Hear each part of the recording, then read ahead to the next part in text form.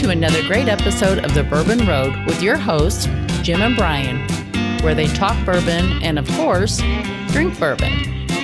Grab yourself a pour, kick back, and enjoy another trip down the Bourbon Road.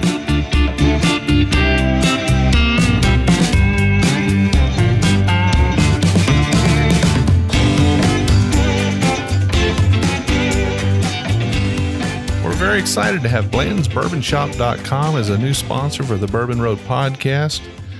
In fact, this podcast is brought to you by Blanton's Bourbon Shop. Blanton'sBourbonShop.com is the only official merchandiser for Blanton's, the original single barrel. Looking for a unique gift? Blanton's Bourbon Shop has got you covered. Blanton'sBourbonShop.com is your home for all Blanton's gifts.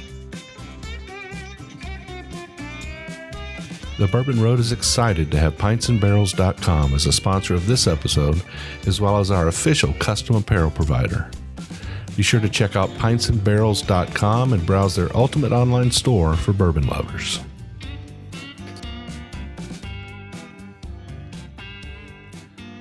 Welcome back, listeners, to another episode of the Bourbon Road podcast. I'm your host, Jim Shannon, and today we are in the Bourbon Road Bar. Got an old friend in the house. He's been on the show a few times before. This time he came bearing gifts, though, and I'm kind of excited today. He's kind of, well, let's just let the cat out of the bag. Todd Ritter's on the show today, and he had an idea for a show, and I thought it was a grand idea, especially since he's providing the whiskey. So, Todd, welcome back to the Bourbon Road. Hey, thank you, Jim. I appreciate it. Yeah, really good to have you on again. You and I have actually been sipping on a few things before the show to kind of warm up our palates because we've got a task ahead of us. Yes, an epic task. So why don't you tell the listeners what you brought for us today and kind of what we're going, what's this thing we're going through today? So what we're going through today is the Hardins Creek Campus Collection. They dropped these, I guess they started dropping these in early 2023. And so basically it's a 17-year bourbon that the barrels were aged in three of their plants or at their rec houses. The first release was Claremont. The second was at the Frankfurt distillery. There's actually a Jim Beam distillery in Frankfurt. Not a whole lot of folks know that. And then the last one is in Boston, Kentucky. So all three of these housed barrels that were 17 years old. And so it's kind of I thought, hey, let's try them and compare them. And then we have kind of a special bottle that came with the Jim Beam barreled and box set recently, a distiller share that's kind of a blend of all three of those. So we'll talk about that. Well, that's pretty awesome. So we're drinking, I guess you'd qualify these as extra aged. Yes, bourbons. Very extra aged. All are 110 proof as well. So high proof, extra aged, all equal, except for where they were aged. They were aged in different rick houses in different locations, all belonging to James B Beam Distilling Company. Correct. Well, folks, the first time we had the Hardins Creek line of products on was when it was aged at 184 months. I'm going to let you do the math on that. Yeah, I think it's like 15 and a half-ish. Okay. Close. Yeah. I don't like talking about bourbons in terms of months of age. 15 years, 4 months. There you go. Okay. Well, I think that's it. Check my math. I'm not going to check your math. Somebody out there will, I'm sure. But it's tough for me. I can do 36 months or 24 months. That registers in my brain. But when you say 184, I'm like, oh, come on, guys. How old is that? Right. It's a lot of months. So, But we're going to drink through 4 different whiskeys today. They're all Hardins Creek, but different locations, 3 different whiskeys, and then a blend of those 3. And these products are available on the shelf. Yes. These originally came out in 750 milliliters during 2023 at a retail about $170 a piece, which, I mean, that's about $10 per year, which is kind of like, that's a good rate, I think. And then lately they've been dropping some box sets, and that's what we are sipping on. And it's like a collection of all 3. They're 200 milliliter bottles, and I think it's also retailing for about 170, but it's in a smaller package and a little fancier package. But Yeah. Probably, in my opinion, a reasonable value because you get to try all of them, right? And you get to try them, but they're only 200 mils. So it's enough for you to really have a good sit down with a couple of friends. Yeah. And taste through them. Yeah. Yeah. It's not like getting an airplane bottle. Right. So, well, I'm looking forward to this. I'm pretty excited. We, like I said, we first tasted the Hardins Creek in August of 22, episode 293. We sat down with Freddie No and we tasted it then.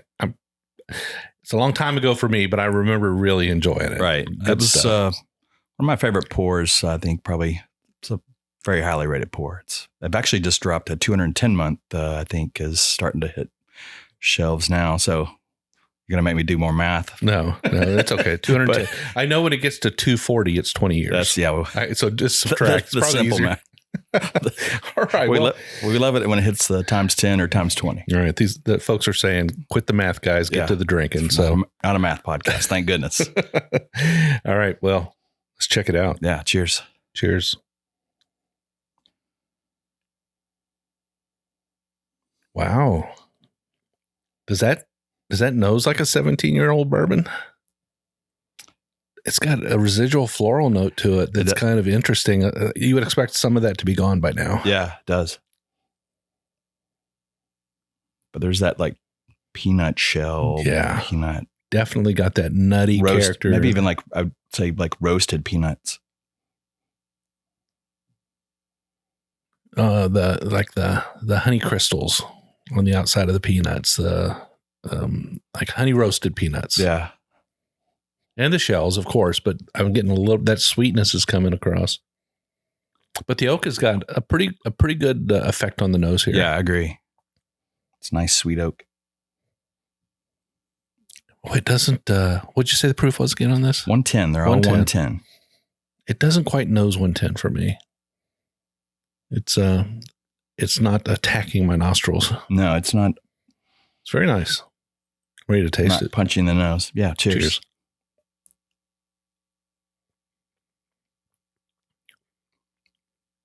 Wow. That is really good. Yeah. That is delightful. Like most of you know, Claremont's the big campus where the restaurant is and all that, where most of their operations are and their tours and all that. I don't know if they do any I know they don't do any tours at the Frankfurt one, although my Bourbon Society has done some of our members got to do kind of a special tour there once. Unofficial visit. And then I'm not sure, I'd say Boston's probably just Rick Houses. Maybe. Yeah, I think you're right. I think they have just the one customer facing facility there. And it's a really neat. It's a great place to go to. Yeah. I encourage anyone who is traveling north and south through Kentucky and has an opportunity to bounce off I-65 to get off at that exit. I think it's exit 112, I think, somewhere around there. Anyway, so Google will get you there. Yeah, about 15 to 20 miles south of Louisville, right on I-65 there. But anyway, gorgeous campus. Plan on spending several hours there for the tour and the restaurant and the gift shop. The gift shop is immense. It's a wonderful time. Yes, and I really, really, really suggest that you take in a meal at that restaurant because it's something good. Yeah, I've not been up there since that new restaurant opened, so I need to get up there. I mean, it's managed by the same people that managed Jack Rose in New Orleans. So okay, the time I went up there, like they had that like barbecue type place, which I thought was really really good too. So kind of a sandwich place because it was part of I got to go do a barrel pick, and that was when you do a barrel pick they roll out some sort of carpet, like a little bit of red carpet for you. It's pretty cool. Yeah. This is settling in for a substantial hug. I'm really feeling it kind of deep in my chest. It has a wonderful finish on it. Yeah. Nice and lengthy. And we always talk about there being two components to a finish. One is the time, how long it lasts, and the other is how pleasant is it. And then, of course, you can pull notes out on a finish if you like. But for me, without any notes, I'm just going to say that this is pleasant and lengthy. Yeah, it's just sitting. Yeah. not going away, which is I love. And what's the importance of a finish? I mean, let's talk about why a finish is something that people look for in a whiskey. I don't know. I like it because if you're sitting around talking to friends and, it's just, you both take a sip and you just like, it takes you places. Like if it stays, like if it drops off really quick, it's kind of like, oh, well then, then you might have to go back in for another sip. But like that long finish, you can just, it's like sit and be quiet for a little bit. And that's why I love a long finish whiskey, because it changes the whole moment of drinking whiskey with somebody. It slows you down. It kind of makes you more intentional about what you're doing. You become a little bit more analytical about the flavors you're getting. And in general, you just slow down the drinking a little bit. Unlike a sessionable whiskey is something that drinks really light where you're sip, sip, sip, sip, sip, right. sip, right? Yeah, I like being slowed down. I like my thinking cap being turned on just a little bit. Yeah. And this one definitely urges you to take another sip, but you're not encouraged to do so within 30 seconds. Right. Like, leads you to deeper thoughts, I think. Deeper thoughts. Yeah. There we go. The thinking man. That's right. Well, this is really, really good. This makes me I'm like, what was I doing 17 years ago, Oh my goodness, 17 years ago. Now you got me thinking. Yeah, I didn't limp as much. I was able to get on the ground and play with the grandkids. I was still playing some sports at 37. Were you? Yeah. Yeah, I was done with sports by then because my sport was BMX. So I was kind of done in my 40s. So I would have been 53 17 years ago. No, 43 17 years ago. So I'd just been at the tail end of my BMX career. Wow. Yeah, it hurt. It still hurts, actually. Wow, this is such great whiskey. Yeah. So it's like, what do you like? We haven't talked much about the palate. Sweet praline and vanilla and like just sweet oak. It definitely doesn't have the more chocolatier notes. I think it's more on the kind of the baking spice end of things. Pralines is probably a good choice because it does combine that nuttiness and that sort of crystal sugar sweetness. Yep. And it does have kind of a floral note. It's almost like a floral honey note that sticks around. And that's what I was surprised by, because at 17 years, I wouldn't have expected that to still be there. That's something you wouldn't expect to see in a 17-year-old bourbon. You expect it to be more tobacco-y, more leathery, more chocolatey, more dark, more oak empowered. Right. This is oak empowered, but it still retains still some on of the lighter side of that, I guess. Yeah. For, like you said, for 17. That's a good pour. It is a very good pour.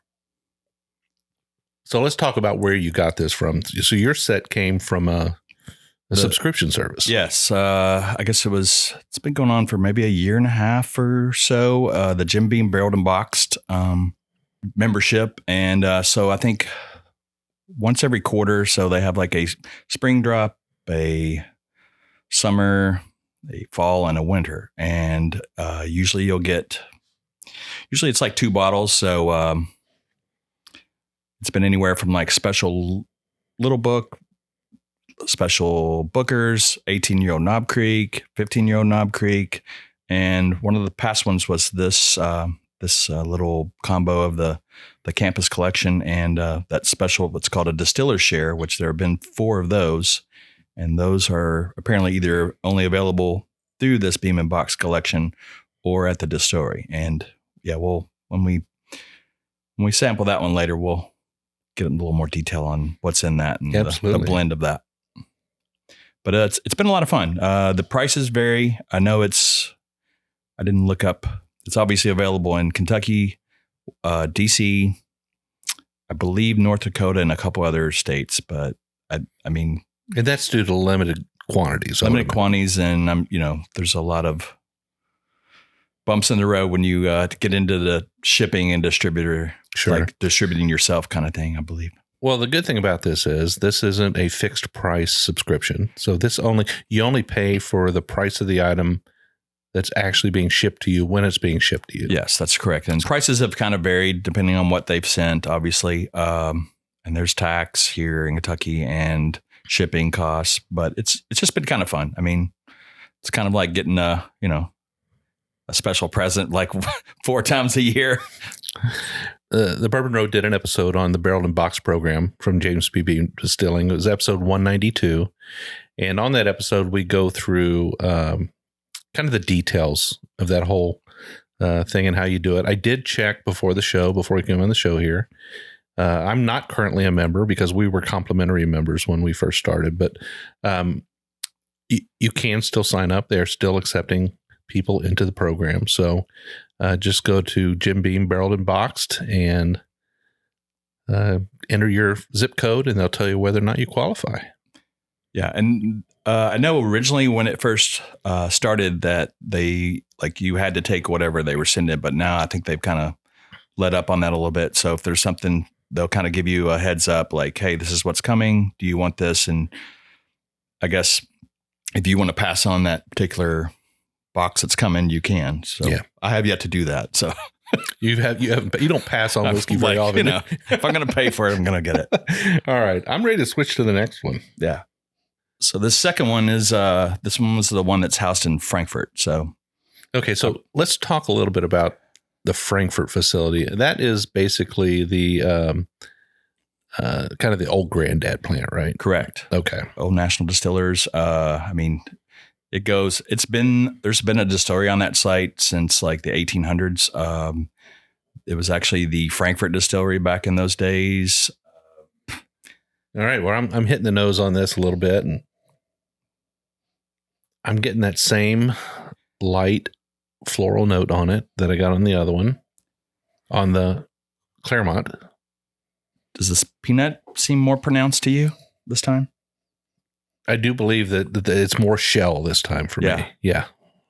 The last time I kind of felt a little bit more like honey roasted peanuts. I think you mentioned peanut shell before, but for me, this is more shell, less peanut. Maybe even less oak. The oak's not as pronounced. The oak's not as pronounced, and there's less sweetness on it. I think just a little bit. Now I do know that the rick house, there are a couple rick houses out at the Frankfurt distillery. And this one's known as, I think most of this probably came out of what's called Warehouse Q. Okay. So now that's downstream from Buffalo Trace. Yes, it kind of sits right there on Elkhorn Creek, in the, like in between Georgetown and Frankfurt, but it's mostly on the Frankfurt side. Got it. So, okay. I think for me, I mean, the Claremont was, like I said, delightful. For me, this is a little bit drier. And we haven't tasted it yet. This is just on the nose. This would lean a little bit more towards something that might be better with a cigar. Yeah. Whereas the Claremont, I feel like maybe a little bit more food pairing. This is a little bit more cigar pairing. Are you getting a little cherry on this one? I am, just a little bit. If I had to categorize that fruity, that little bit of a fruit floral nose I'm getting, I'd probably say it leans cherry. Yeah. All right. Check the palate. Cheers.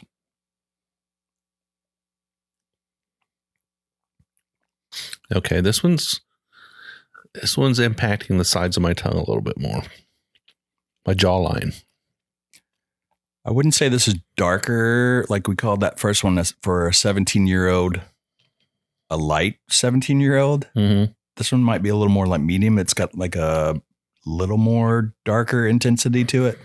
Yeah, it's got a little bit more pepper on the palate. Mm-hmm. It's definitely a drier sip than the Claremont. This is lacking some sweetness that the Claremont has. Yes. And I don't know if that's what's making me salivate on the sides of my palate. It's kind of tingling my jawline a little bit.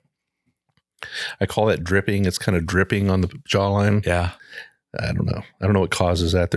I'm sure there's some fancy medical term on why it's doing that, but yeah, this is a little bit more of a back porch cigar.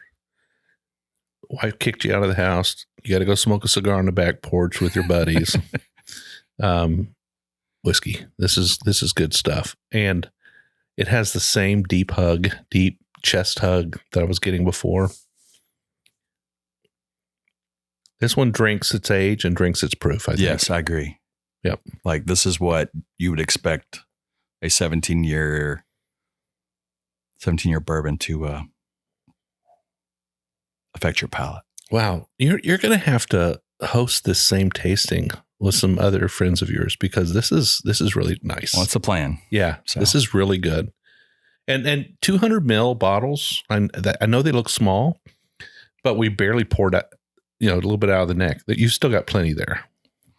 Yeah, I expect I'll probably. I had a bottle of the Frankfurt bourbon that I found out in the wild, and since most of our members of the board got to go do a tour of the Frankfurt, I was actually had COVID at that time, so I didn't get to go there. Yeah, they actually got to try a 16-year-old bourbon out there, so I'm pretty sure.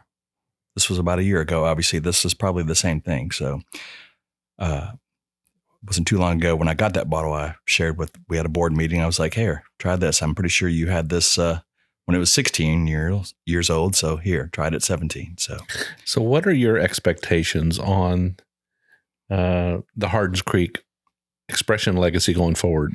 What do you think is going to happen? What do you think the plan is? I mean, from a marketing standpoint, it works well. I mean, there's a good buzz around it. Like I said, I'm pretty sure I just saw where a 210 month, and again, we won't do the math, but is starting to drop in certain areas. So it looks like it's just going to be kind of some high aged product. Yeah. Is kind of my feeling with it. As long as the product continues to improve with age, they'll continue to release it.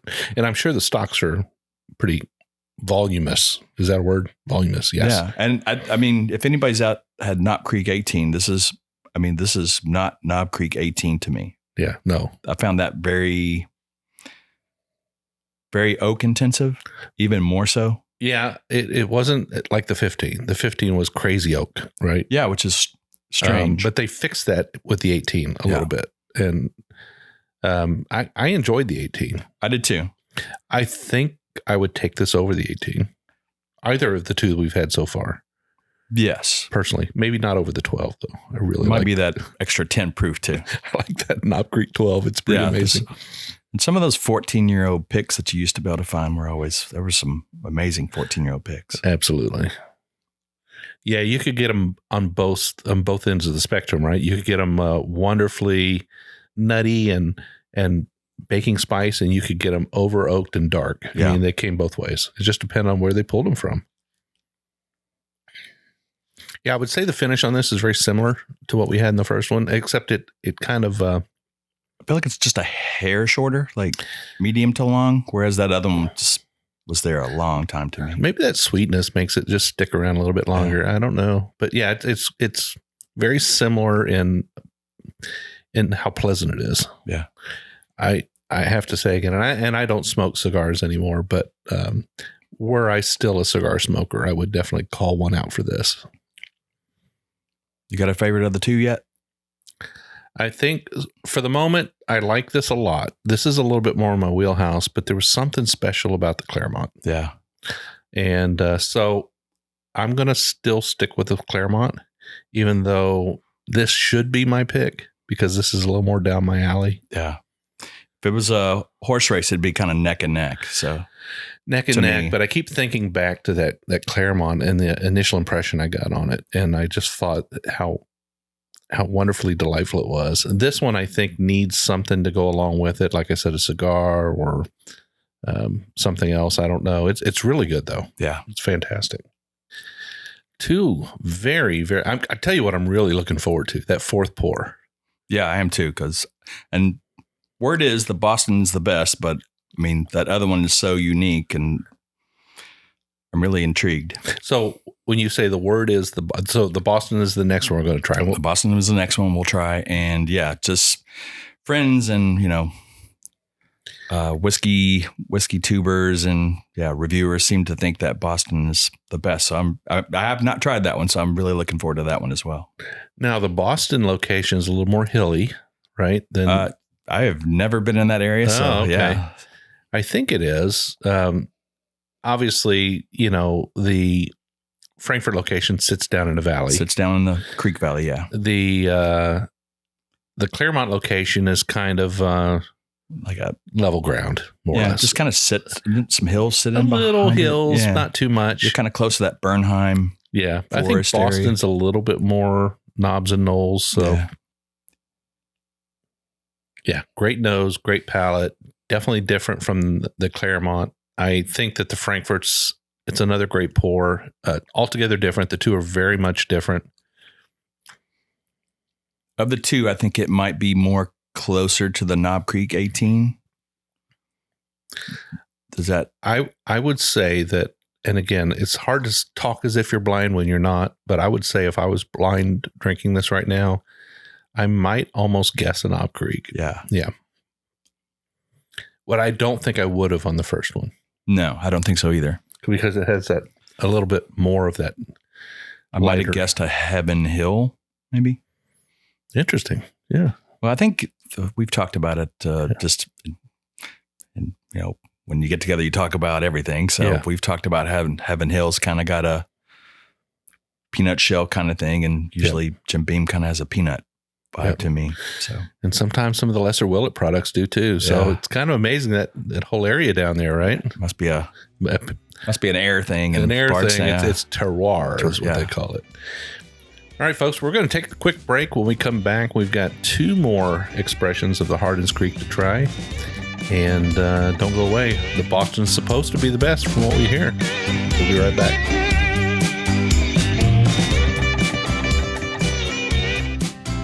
Looking for a unique gift? Blanton's Bourbon Shop has got you covered. All of their handcrafted wood products are made in their in-house wood shop with authentic bourbon barrels. Specializing in barrel-aged potent treats, they use Blanton's barrels to age their own maple syrup, honey, and coffee. Find the most unique gift ideas for your golf lover, cigar connoisseur, avid coffee drinker, and Blanton's fan. Want to win an authentic Blanton's Barrelhead? Make sure you sign up for the giveaway on the homepage of their website. BlantonsBourbonShop.com is your home for all Blanton's gifts. If you're a bourbon drinker, and I bet you are if you're listening to this podcast, you need to head over to pintsandbarrels.com and check out the ultimate online store for bourbon lovers. Pints and Barrels Company was started by bourbon lovers for bourbon lovers. From spices to t-shirts, you'll find the perfect bourbon gift. Pints and Barrels proudly supports the Bourbon Road and invites you to visit pintsandbarrels.com. Do you need a custom apparel or swag for your bar, distillery, maybe even your bourbon society? They can do that too. As a matter of fact, they print our apparel.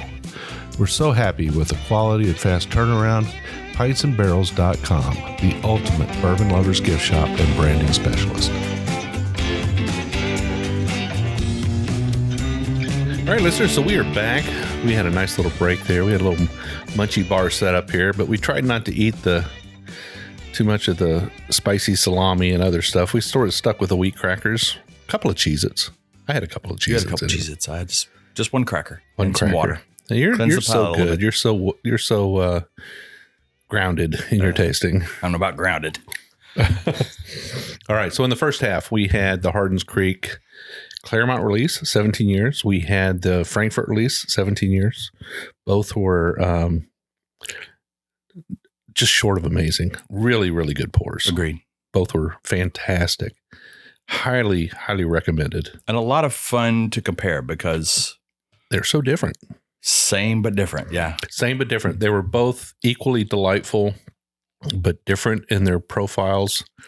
And they both brought a different, I don't want to say a different use, but a different application, right? I mean, yeah. Like one was like definitely just an extra aged bourbon that would have played so well with a big tomahawk steak dinner. Yeah. And the other one just would have paired wonderfully with cigar out on the back porch. Yeah.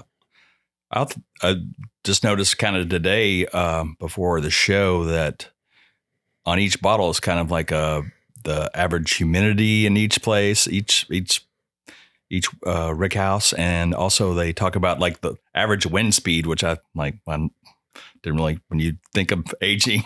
Well, I guess if the windows were open in the rick house, that's how often the air exchanges, right? Yeah, I guess so. So humidity is important, but also If a rick house is closed up, the humidity is going to be kind of consistent, right? It's based on the barrel evaporation. But if that can be exchanged out with the wind blowing, yeah, the whiskey nerds out there will applaud for sure. Yeah. I kind of like that stuff. Or the folks that are into mapping, because it actually has Latin long too. Yeah, it does. Yeah. Fantastic. Awesome. So in our glass right now, what do we have? This is the Boston version. So again, 110 proof, all housed at Boston, 17 years of age. And already I'm just kind of cheating on the nose, and it's a little different than the other two. Yeah, it is. It does have a little bit different. This one's a little bit more, got a little more cinnamon to it. Yeah. That's interesting. I'm not sure where the cinnamon comes from. I think it's the oak, right? It's the wood. I would think so. Yeah. Yeah. So this one has managed to pick up those cinnamon notes. But again, this one doesn't nose above its proof, or at its proof. It's kind of a little below, maybe. Even with the cinnamon note, I think it feels less ethanol-y. Yeah. Yeah. Very nice. Cheers. Cheers.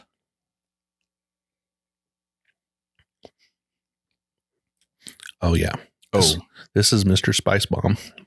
This is good. That one coated the tongue a different way too. The texture's there on this one. Yeah. Like a little oilier. Yeah. This one definitely has more of a satiny feel to it. Yeah. It's a good word. You know, when you're eating food, texture means so much, right? You watch those food shows on TV and they're always talking about texture. You got to have that texture component. The same is true for whiskey, right? It just changes the game a little bit. Yeah.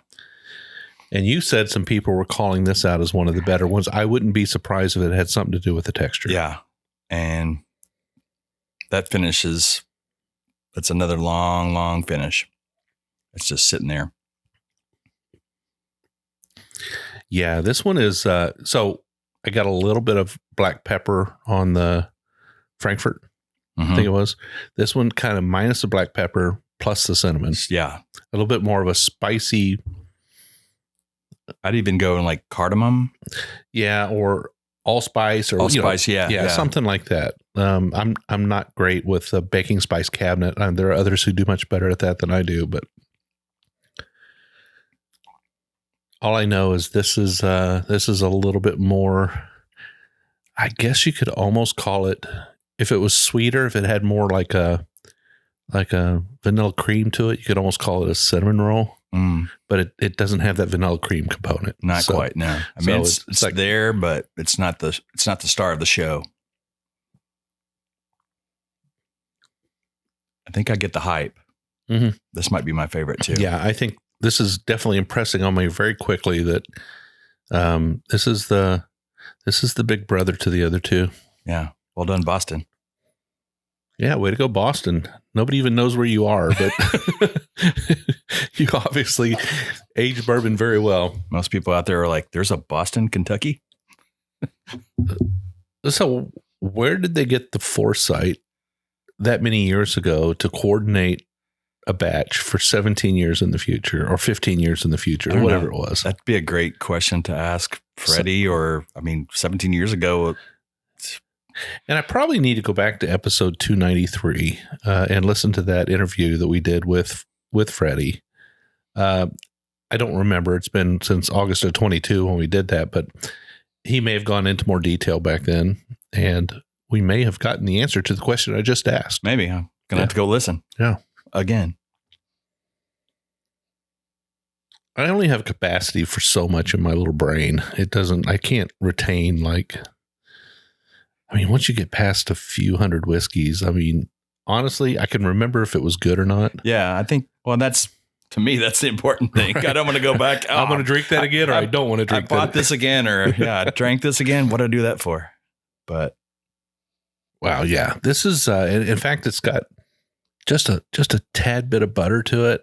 Yeah. But that could be the texture just leading me to that false sense of butter. That creamy. Yeah. Mouthfeel. Wow. I think that moved up to slot 1 for me. Yeah. That's really I get it. Yeah, that's some very, very good whiskey. The there. hype is real. So you can buy these individually. I've only seen them in like a gift set, like I said. Okay. And then the distiller share, which we'll be trying here just shortly. I'm guessing that drops at the gift shop on occasion, or I mean, it may already be gone. I'm not even sure. So, but the math bottles, the ones with the month ages on them, those are available out in the open market. yes, 210 month is apparently hitting markets now.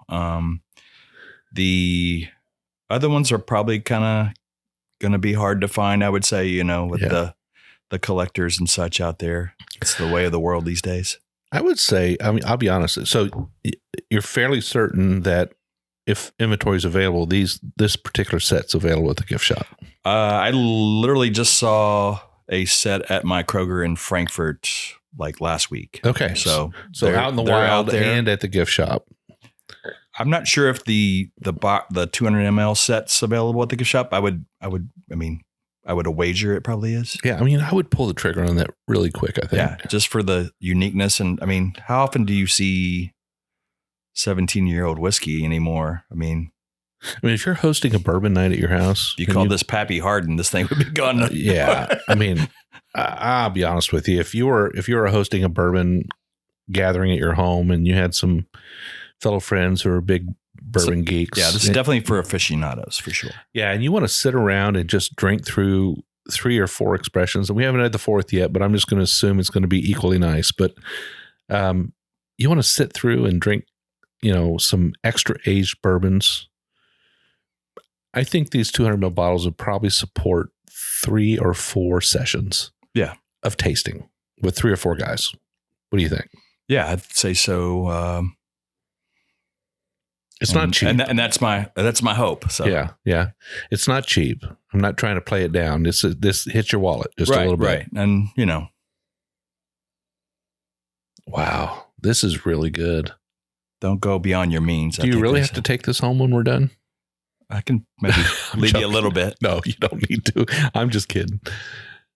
I need to go find me my own because this is really Boston good. was the last drop of the 2023 year. So there may still be some out there. I know when the gift set there dropped that they also had some Bostons come in. So, but I missed out on that. And I don't know. I've got plenty of bourbon. So I'm kind of like, there's trying always to put the reins on a little bit and being a little more picky about things. So, well, your collection is quite nice, I'm sure. I haven't never had the opportunity to actually visit your bar, but I imagine it's quite a sight to see. It's mostly in the basement, but most of us have our bars in the basement. Yeah. So, but I don't even have a finished basement. It's just in the basement, and like some of my nicer things are upstairs on a nice cabinet. So. Yeah. Well, I do things a little differently here. No, we do have the Bourbon Road Bar here, but it took me a while to get this. I mean, this used to be like Country Kitchen down here, right? And this side of the Bourbon Road Bar where we're sitting now and recording is more or less unchanged. But that side used to be the Country Kitchen where the bar is now. And somewhere along the way, Melody just gave in. I think I just asked and asked and asked. And guys, don't stop asking if you want your bar. Can I have a bar? Can I have a bar? Can I have a bar? Can I have a bar? Please. And then eventually, maybe, if you're lucky, she'll see it your way. And Melody's quite the bourbon drinker and lover herself. So that helps. Bless her heart. Yeah. So anyway, it's nice to have something like this. But what makes it upstairs for me are only the daily drinkers. Right. Those things which I want to reach easily to have a pour. Yeah. You actually, I guess, a couple of months ago, we did the wild turkey. So did you get you a rare breed to move up there? I didn't. I actually went to the gift shop and we hung out with Stanton. Stanton bought the rare breed. He brought it back here and we had it together because had I had a bottle, he wouldn't have had to buy one. But anyway, no, I don't have another rare breed, but I do need to get one. I'm still surprised that they were able to make the 116.8 batch last 5 years. And I keep saying that 5 years now on the same batch. I know the way they change things up, you think it might be time to, I don't know. Just it is time. Tweak it. I mean, it is time, and we know that's coming. I hope it drops down a little closer to 112 again. Yeah. But I'm assuming they're 200 barrel batches. I think Wild Turkey does 200 barrel batches. Really? That doesn't seem like. Well, that seems like, I don't know. How can that last 5 years? For 5 years, I know. Because it's such an iconic everyone brand. you talk to, it's just for the price, it's just hard to beat. Yeah. So. But I was talking to Bo, and Bo said they still got a little bit there, but when it's gone, they're gonna have a new batch. So okay, that's exciting. Wow, this is so good. I go back to the nose on this one, and it's phenomenal. It's just the nose is really, really good on this. Yeah, that's I think a clear favorite for me, and I can understand why the others. It all works really well together. Yeah, I mean, not saying those first two. There's nothing off-putting on either of those. No, but this is like about as close to the perfect pour as you could have. It's just everything works well. It works together. It's seamless. Yeah. I think that's a good word. Yeah. When you think about our conversation going back over these three, I think about the Claremont and saying, boy, that would go great with a tomahawk steak, right? And then drinking the Frankfurt and saying, boy, that would be great with a cigar. Now we're on the Boston. I'm going, boy, this is awesome all by itself. By itself. That's exactly what I was thinking. Yeah, you don't need anything else with this. Well, you really don't need anything else with the others. I was looking for a reason to say, how would it be better? But this is good. This is phenomenal. This is like a nightcap. Mm-hmm. All right, folks. So if you can lay your hands on a Hardins Creek Boston, man. Do so. Do so. No doubt about it. If you're looking for a good piece of information coming out of the Bourbon Road podcast, a good recommendation on what you should buy next. If the price tag of, what is it? 170. If the price tag by 170 is within your budget, I'm not asking anybody to go out there and stretch your budget or buy something that's outside of your normal purchasing realm. But if that's a normal purchase for you in the 170 range, I would say make this your next bottle if you can find it. I'd agree. And if you don't like it, just contact Jim or I, and we'll take it off your hands. Yeah, or let me know what town you live in. We'll come to a roadie. We'll do a roadie show in your town, That's and right. We can drink it. Wow, the nose on that is just the empty glass nose on that is phenomenal. I'm gonna go back probably after the show is done and sniff all three of those again because I'm like you. I think you may have been the one that kind of got me started going back to an empty glass. Like I'll even leave it sitting out all night and then going back that next morning, and it's fun. It's really interesting to see what you get. It's like stripped down. Yeah. It's stripped down naked. It's just the bourbon. There's no ethanol. It's just scent and yeah. Wow. This is really good. All right. I'm ready for the grand finale here. All right. Like I said, this one's a little different. This one's called the Distiller Share. This is batch 4. So what they did is they took all three and they took 10%, however, much 10% is of this batch came from the Claremont, 30% from Frankfurt, and 60% came from the Boston. So I'm kind of like, this should be, do you think that's their vote on them? I don't know. It's kind of odd that way, but it could have something to do with inventory quantity. True. But it could also have something to do with how much they appreciate each version. Because it would be interesting because the Frankfurt place is not, there is one rick house there, but it's not it's more a bottling, and they do a lot of just, some of that cheaper stuff bottles there, tankers come in and out. So. Well, we've learned in the past with blending that if you take amazing bourbon A and mix it with amazing bourbon B, it doesn't mean you're going to get amazing bourbon C. Sometimes you get not so great bourbon B. As someone who's blended, I can attest to that. Yeah. That's just me on a small scale. All right, let's check it out. Cheers. Cheers. Okay, this has got a real distinct aromatic note.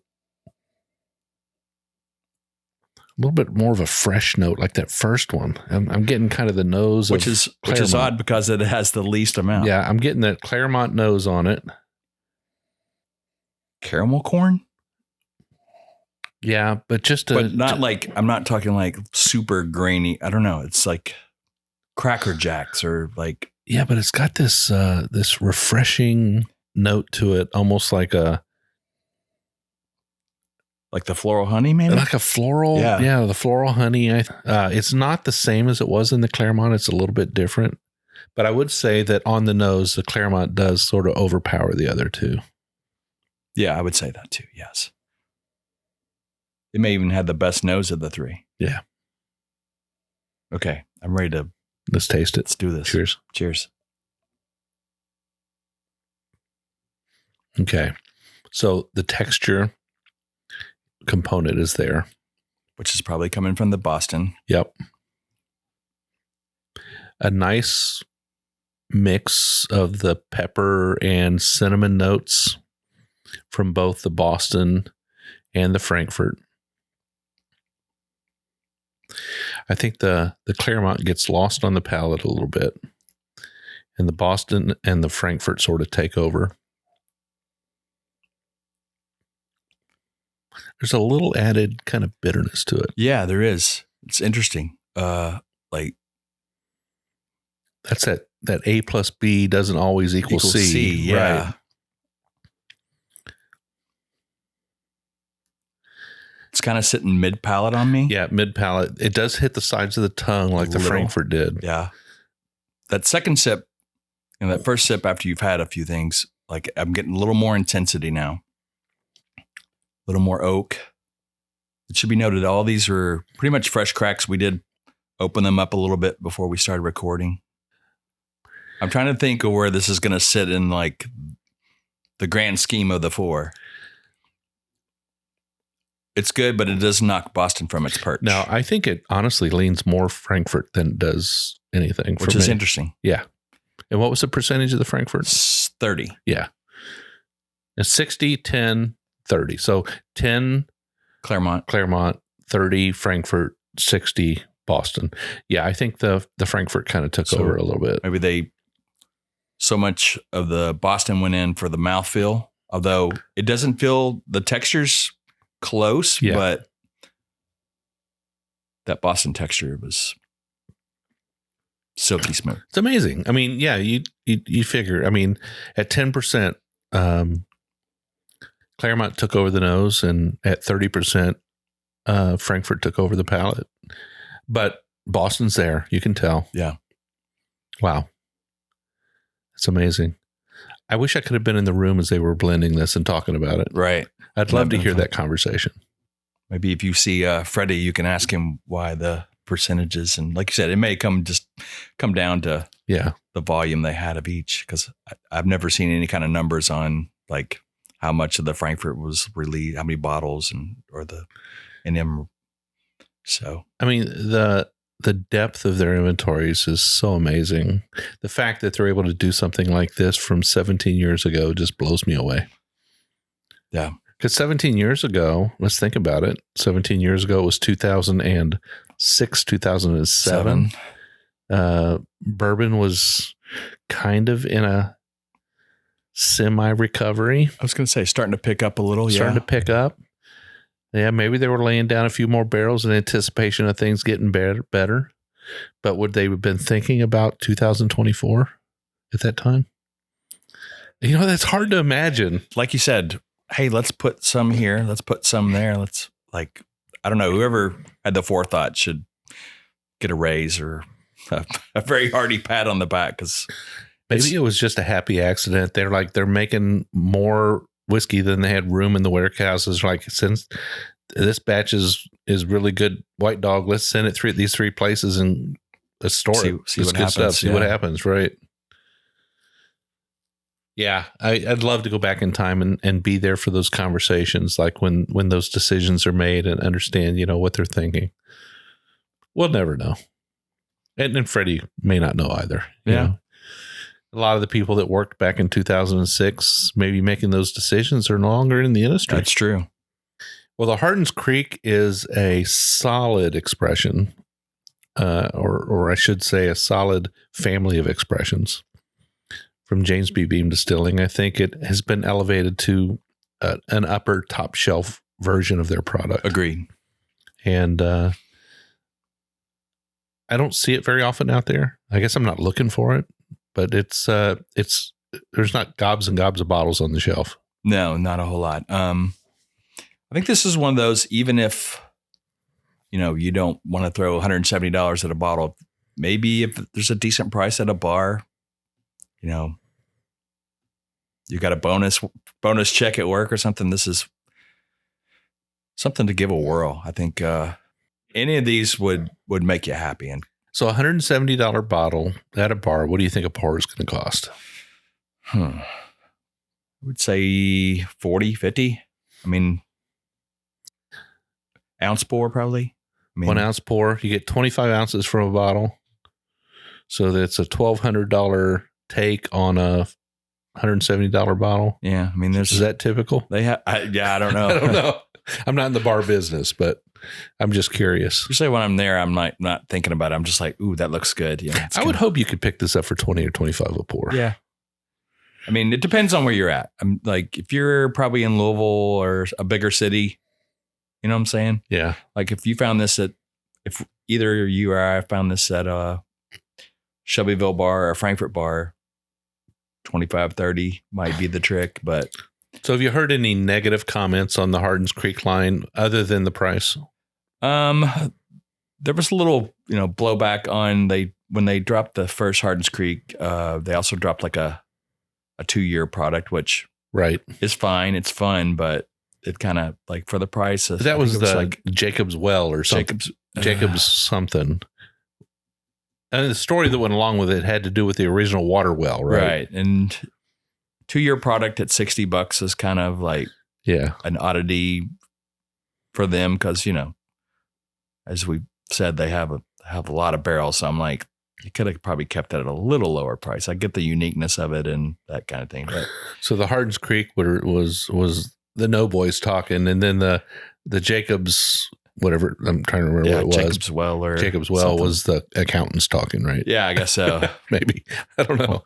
We'll never know. We'll never know. But this is fantastic. Definitely a big giant thumbs up recommendation from, I think, both of us. If you can get your hands on at least a pour of this, you probably should. And if you see the Claremont or the Frankfurt or the Boston, any of them are winners. But the Boston is, I think that's the clear. That's the gold medal. It's a daddy, big daddy, mamma jamma. I think so. Yeah, I think so too. Well, this has been fantastic. Thank you so much for sharing your whiskey with me today. My pleasure. Always. That's what roadies do, though, right? That's what we do. I appreciate it. Well, I want to give you an opportunity, and I always do, to let people know where to find you. Obviously, you're heavily involved in the Frankfurt Bourbon Society. Correct.